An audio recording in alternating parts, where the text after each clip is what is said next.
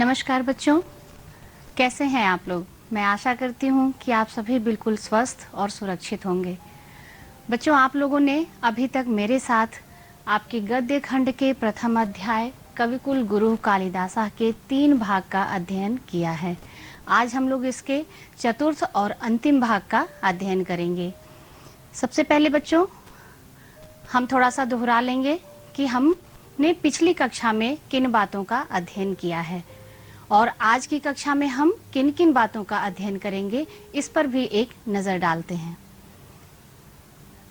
पहले पिछले गद्यांश की पुनरावृत्ति, उसके बाद गद्यांश संख्या 8 खा से गद्यांश 10 अर्थात पाठ की समाप्ति तक का वाचन और हिंदी में अनुवाद पढ़ेंगे। गद्यांशों में आए हुए कठिन शब्दों के अर्थ पर चर्चा करेंगे और उसके बाद एक बार फिर से कविकुल गुरु कालिदासा पाठ संक्षेप में दोहराएंगे और फिर आपके लिए अभ्यास कार्य। पिछली कक्षा में बच्चों, हम लोगों ने गद्यांशों के अनुवाद के माध्यम से पढ़ा कि कालिदास जी ने अपनी रचनाओं में भारतीय जीवन पद्धति के उच्च आदर्शों का किस प्रकार से समावेश किया है। प्रारंभ से ही हम इस अध्याय में पढ़ते आ रहे हैं कि महाकवि के रचनाओं में प्रकृति वर्णन बहुत ही मनोरम है और बहुत ही सजीव है, जिसके कुछ उदाहरण पिछली कक्षा में हम लोगों ने गद्यांशों के अनुवाद के माध्यम से पढ़ा। जैसे कि एक प्रसंग उसमें बताया गया कि शकुंतला की विदाई के समय आश्रम के पशु पक्षी और पौधे किस प्रकार उसके प्रति अपने स्नेह का प्रदर्शन करते हैं। मेघदूतम में कवि ने मेघ को मानवों के समान ही स्थान दिया है। उन्होंने अपनी रचना में मेघ को एक संवेदनशील प्राणी के रूप में चित्रित किया है। इसके अतिरिक्त आपने गद्यांश में काव्य सौंदर्य के तत्वों पर भी चर्चा की कि महाकवि ने अपनी रचनाओं में रस, अलंकार, रीति, शैली आदि का किस प्रकार से प्रयोग किया है। अब इसके आगे बढ़ते हैं बच्चों। आपके इस अध्याय में कुल 10 गद्यांश हैं, जिनमें से आप लोगों ने पिछली कक्षाओं में 8 का तक के गद्यांश का हिंदी में अनुवाद पढ़ लिया है। आज आपके सामने है गद्यांश 8वें का खा, या इसका 8वें गद्यांश का दूसरा भाग है। प्रथम गद्यांश आपने गद्यांश के प्रथम अंश का अध्ययन आपने पिछली कक्षा में कर लिया है। पुनः उसी प्रक्रिया से प्रारंभ करेंगे। पहले मैं इसका वाचन करूंगी, फिर गद्यांश में आए हुए कठिन शब्दों के अर्थ को जानेंगे, जो कि हमें गद्यांश का अनुवाद में को समझने में सहायता प्रदान करेगा।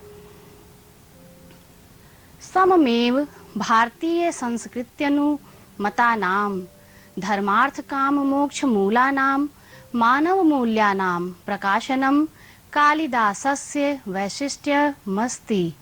आश्रम वासिनीं शकुन्तलां निर्वर्ण्य मनसि काम प्ररोहं नुभूय दुष्यन्तः तावत् शान्तिं न लभते यावत् तां क्षत्रिय परिग्रह क्षमा विश्वामित्रस्य दुहितेयम् इति न वैति। कण्वस्यानुज्ञां विना गन्धर्व विधिना कृतः विवाहः उभावपि तावत् प्रताडयति यावत् एकतः शकुन्तला मारीचाश्रमे तपश्चरणेन अवज्ञाजनितं कलशुं न क्षालयति। अपरतः दुष्यन्तः अंगुलीयलाभेन लब्ध स्मृतिः सन् भृशं पीड्यमानः प्रायश्चित्ताग्नौ आत्मशुद्धिं न कुरुते। तदन्तरमेव तयोः दाम्पत्य प्रेम निष्कलुषं भवति, पुत्रोपलब्धो च परिणमते। अब इस गद्यांश में आए हुए इसके कठिन शब्दों के अर्थ देखते हैं। पहला शब्द आपका है काम प्ररोहम नुभूय। काम प्ररोहम अनुभूय, जिसका अर्थ हुआ काम भाव की उत्पत्ति का अनुभव करके या प्रेम का अनुभव करके। क्षत्रिय परिग्रह क्षमाम, क्षत्रिय के द्वारा परिग्रहण करने योग्य या विवाह करने योग्य। दुहितेयम इति, दुहिता कहते हैं बच्चों पुत्री को। दुहिता है यह ऐसा। कण्वस्यानुज्ञाम कर्ण के, महर्षि कर्ण की अनुमति के, अवज्ञा जनितम, अवज्ञा अर्थात अपमान, जनितम अपमान से उत्पन्न, लब्ध स्मृति ही, स्मृति को पाकर, भृशम, भृशम का अर्थ होता है अधिक, प्रायश्चित्ताग्नो, प्रायश्चित रूपी अग्नि में। पुनः गद्यांश की ओर चलेंगे और गद्यांश का हिंदी में अनुवाद देखेंगे। सममेव, साथ ही, पहला शब्द आपका प्रारंभ हो रहा है गद्यांश का साथ ही से। साथ ही का अर्थ है बच्चों, जैसा कि पहले भी बताया कि यह आपके 8वें गद्यांश का द्वितीय खंड है। तो आपने 8वें गद्यांश में के प्रथम खंड में महाकवि कालिदास की रचनाओं में प्रयुक्त काव्य सौंदर्य के तत्वों को पढ़ा। तो कहने का अर्थ ये है कि काव्य सौंदर्य के तत्वों का किस प्रकार से कवि ने अपनी रचनाओं में प्रयोग किया है, उसी के साथ साथ ही भारतीय संस्कृत्यनुमता नाम, भारतीय संस्कृति के मतानुसार धर्म अर्थ काम मोक्ष स्वरूप मानव मूल्यों का प्रकाशनम, प्रकाशन, कालिदासस्य वैशिष्ट्यम अस्ति, कालिदास की विशेषता है। आश्रम वासिनीम, आश्रम में निवास करने वाली या आश्रम में रहने वाली, शकुंतलाम निर्वर्ण्य, निर्वर्ण्य का अर्थ होता है बच्चों देखकर, शकुंतला को देखकर, मनसी, मन में, काम प्ररोहम नुभूय, काम भावना की अनुभूति करके या काम भावना अर्थात प्रेम भावना का अनुभव करके, दुष्यंतः तावत् शांतिम न लभते, दुष्यंत को तब तक शांति प्राप्त नहीं होती है, ना लभते प्राप्त नहीं होती है, यावत्ताम जब तक क्षत्रिय परिग्रह क्षमा, जब तक क्षत्रिय के द्वारा विवाह करने योग्य विश्वामित्रस्य दुहितेयम इति, विश्वामित्र की यह पुत्री है ऐसा न वैति, नहीं जान लेते हैं। कण्वस्यानुज्ञाम विना, महर्षि कण्व की आज्ञा के बिना, गंधर्व विधिना कृतः विवाह, गंधर्व विधि से किया गया विवाह, उभावपि अर्थात दोनों को, दोनों किसको कह रहे हैं यहाँ पर, शकुंतला और दुष्यंत को, तावत प्रताड़यति, तब तक प्रताड़ित करता है या कष्ट देता है, यावद एकतः, जब तक एक ओर, शकुंतला मारीचाश्रमे, शकुंतला मारीच ऋषि के आश्रम में, तपश्चरणेन, तपस्या के आचरण से, अवज्ञा जनितुम, अपमान से उत्पन्न, कलुषम नाछालयति, कलुषम अर्थात पाप को नहीं धो लेती है, छालयति का अर्थ होता है बच्चों धोना, अपरतः और दूसरी ओर, दुष्यंतः अंगुलीय लाभेन, दुष्यंत अंगुलीय अर्थात अंगूठी, अंगूठी के मिलने से लब्ध स्मृति, स्मृति को पा करके, भृशम पीड्यमानः, भृशम अर्थात अधिक, पीड़ित होते हुए या कष्ट को सहते हुए, प्रायश्चित्ताग्नौ, प्रायश्चित रूपी अग्नि में, आत्मशुद्धिम ना कुरुते, प्रायश्चित रूपी अग्नि में जलकर आत्मशुद्धि नहीं कर लेते हैं। तदंतर मेव, और उसके बाद ही, तयोः उन दोनों का, दाम्पत्य प्रेम निष्कलुषम भवति, दाम्पत्य प्रेम निष्कलंक होता है, पुत्रोपलब्धौ च परिणमते, और पुत्र की उपलब्धि में प्रतिफलित होता है।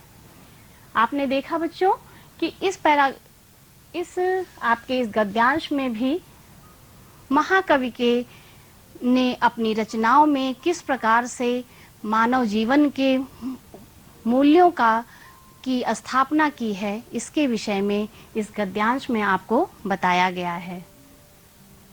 जैसे कि द्वितीय पंक्ति में लेखक कह रहे हैं कवि के विषय में कि दुष्यंत ने आश्रम में रहने वाली शकुंतला को देखा, अपने मन में प्रेम की अनुभूति करके, किंतु वह यह अवश्य जानने का प्रयत्न करते हैं कि क्या यह क्षत्रिय के द्वारा विवाह करने योग्य है। इसी के क्रम में हम आगे देखते हैं तो आप सभी बच्चों ने दुष्यंत और शकुंतला की कथा अवश्य ही पढ़ी होगी, जिसमें कि यह वर्णन है कि शकुंतला को दुर्वासा ऋषि ने श्राप दिया है, जिस श्राप के प्रभाव से उसकी अंगूठी खो जाती है और राजा दुष्यंत उसे भूल जाते हैं। किंतु बाद में कथा के अंत में वह अंगूठी मिलती है और राजा दुष्यंत अपनी स्मृति को पुनः प्राप्त करते हैं और प्रायश्चित के बाद ही उन दोनों का दाम्पत्य जीवन आगे बढ़ता है। इस तरह से महाकवि के काव्यों में भारतीय जनजीवन के उच्च आदर्शों और मानव मूल्यों की भी स्थापना की गई है। यह आपको इस गद्यांश में बताया गया है। आगे चलते हैं बच्चों, आपका गद्यांश संख्या 9। रघुवंशे कालिदासः रघुवंशिनां चित्रणं तथा करोति यथा भारतीय जनजीवनस्योदात्ता दर्शानां सम्यग् दिग्दर्शनं भवेत्। रघुकुलजाः राजानः प्रजाक्षेमाय बलिमा हरन् मितसंयतभाषिणस्ते सदा सत्यनिष्ठाः आसन् यशस्कामस्ते तदर्थं प्राणानपि त्यक्तुं सदैवोद्यता अभवन्। केवलं सन्तत्यर्थे ते गृहमेधिनो बभूवुः। शैशवे विद्यार्जनं यौवने रञ्जनं वार्धक्ये मुक्त्यर्थं मुनिवदाचरणं तेषां व्रतमासीत्। बालवृद्धवनितादीनां यदाचरणं कालिदास काव्ये निरूपितं तत्सर्वथा भारतीय संस्कृति गौरवानुरूपम मेव। गद्यांश के कठिन शब्दों का अर्थ देखते हैं बच्चों।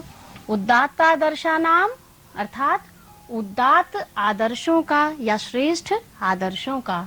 क्षेमाय, क्षेमाय कहते हैं कल्याण के लिए या भलाई के लिए। बलिम कहते हैं बच्चों कर को, जिसको हम अंग्रेजी भाषा में टैक्स भी कहते हैं। मित संयत भाषिणस्ते, सीमित और संयम पूर्ण वचन बोलने वाले। यशस कामस्ते, यश की कामना करने वाले या यश चाहने वाले। ते अर्थात वे। संतत्यर्थे, संतानोत्पत्ति के लिए। गृह मेधिनः, गृहस्थ धर्म वाले। मुनिवदा चरणम, यह शब्द आपका 2 शब्दों से मिलकर बना है। मुनिवत धन आचरणम अर्थात मुनियों के समान आचरण। गद्यांश का हिंदी में अनुवाद देखते हैं बच्चों। रघुवंशे अर्थात रघुवंशम में या रघुवंशम महाकाव्य में कालिदास ने रघुवंशिनाम चित्रणम तथा करोति, रघुवंशियों का चित्रण उस प्रकार किया है जिससे कि करोति यथा, जिससे भारतीय जनजीवनस्योदात्ता दर्शानाम, भारतीय जनजीवन के उच्च आदर्शों का सम्यक दिग्दर्शनम भवेत, अच्छी प्रकार से वर्णन हो सके। रघुकुलजाः, रघुकुल में उत्पन्न राजा प्रजाक्षेमाय बलिमा हरन, प्रजा की भलाई के लिए ही कर लेते थे। मित संयत भाषिणस्ते, सीमित और संयम पूर्ण वाणी बोलने वाले वे। सदा सत्यनिष्ठा आसन, सदैव सत्यनिष्ठ होते थे। यशस कामस्ते, यश की कामना करने वाले वे, उसके लिए अर्थात यश के लिए। प्राणानपि त्यक्तुम, प्राण भी त्यागने के लिए सदैव उद्यत होते थे या तैयार रहते थे। केवलम संतत्यर्थे, केवल संतानोत्पत्ति के लिए वे गृह मेधिनो बभूवुः, गृहस्थ होते थे। शैशवे विद्यार्जनम, शैशव काल में या बचपन में विद्या प्राप्ति। यौवने रंजनम, यौवन काल में रंजन अर्थात मनोरंजन या भोग। वार्धक्ये मुक्त्यर्थम, और वृद्धावस्था में मुक्ति के लिए। मुनिवदाचरणम, मुनियों के समान आचरण। तेषां व्रतम आसीत, उनका व्रत था।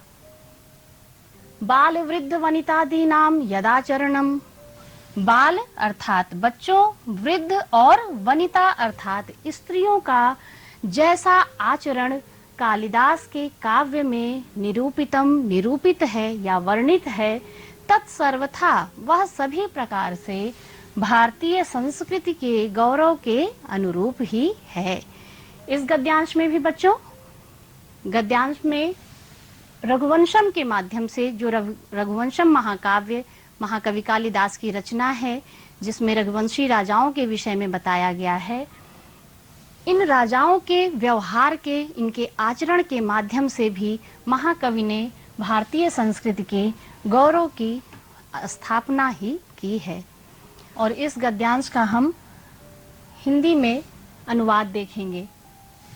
आहिमवतः सिंधु वेलाम, हिमालय से लेकर समुद्र तट तक, यावत विकीर्णाः भारत गौरव गाथाः, भारत के गौरव की जितनी भी गाथाएं विकीर्णाः अर्थात फैली हुई हैं, कालिदासेन स्वकृतिषु उपनिबद्धाः, कालिदास ने अपनी कृतियों में उन्हें निबद्ध किया है या सम्मिलित किया है।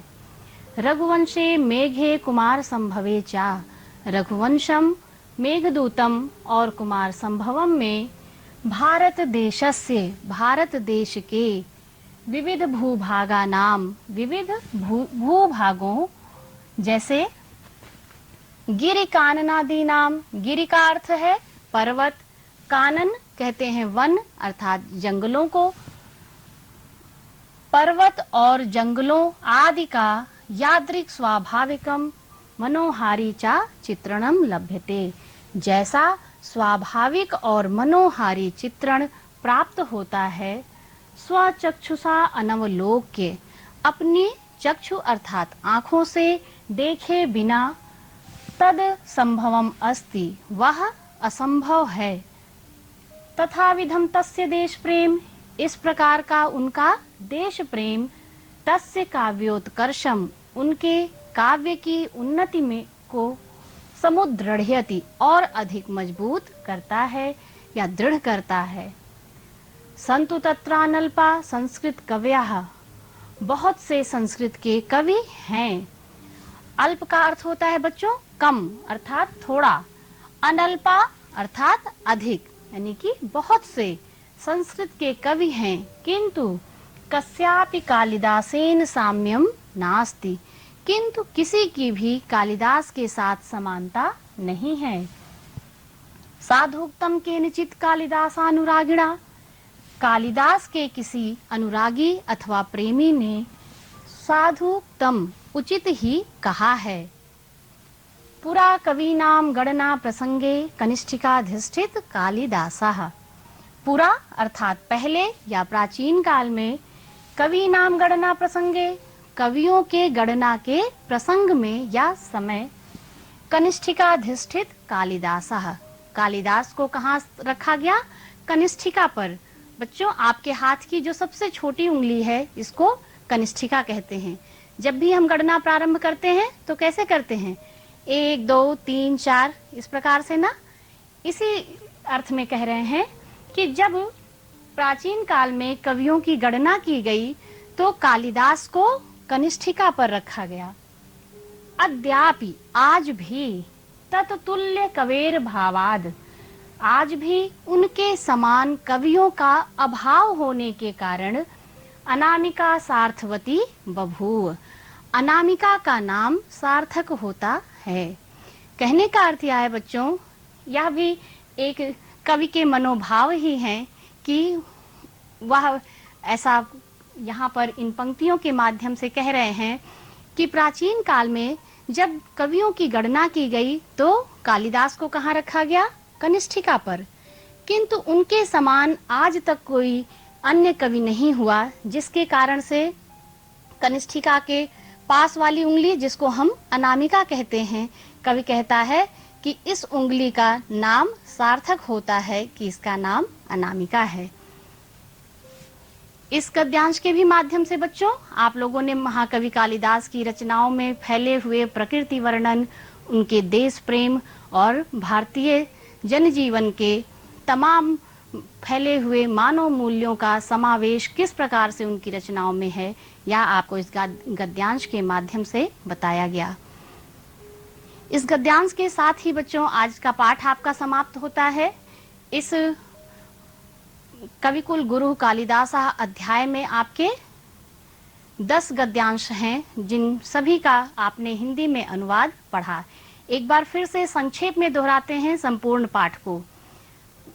जैसा कि आप सबको पता है कि कालिदास जी के जन्म स्थान एवं उनके जन्म समय के विषय में अनेक मतभेद हैं, किंतु विद्वानों ने जो निष्कर्ष निकाला वो इस प्रकार है।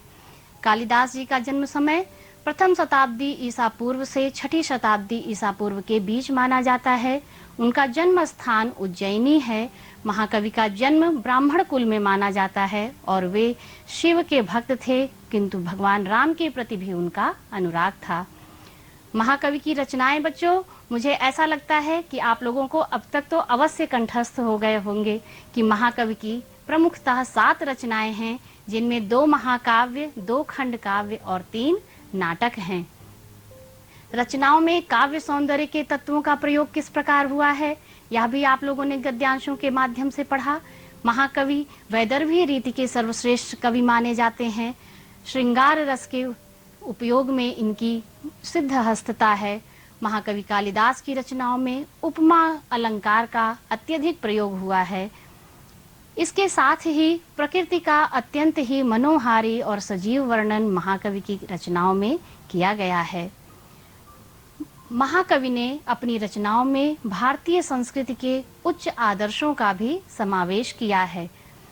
रघुवंशम नामक महाकाव्य में रघुवंशी राजाओं के चरित्र के माध्यम से उन्होंने एक प्रजा की भलाई करने वाले राजा के गुणों का भी परिचय दिया है।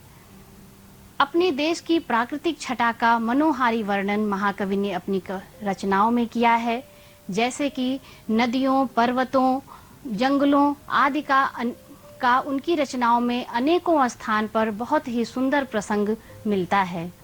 महाकवि की रचनाओं में देश प्रेम की भावना का भी समावेश हमको दिखाई देता है। इस प्रकार से बच्चों, आपने इस पाठ को पूर्ण किया और इसको दोहराया भी। अब आपके लिए अभ्यास कार्य।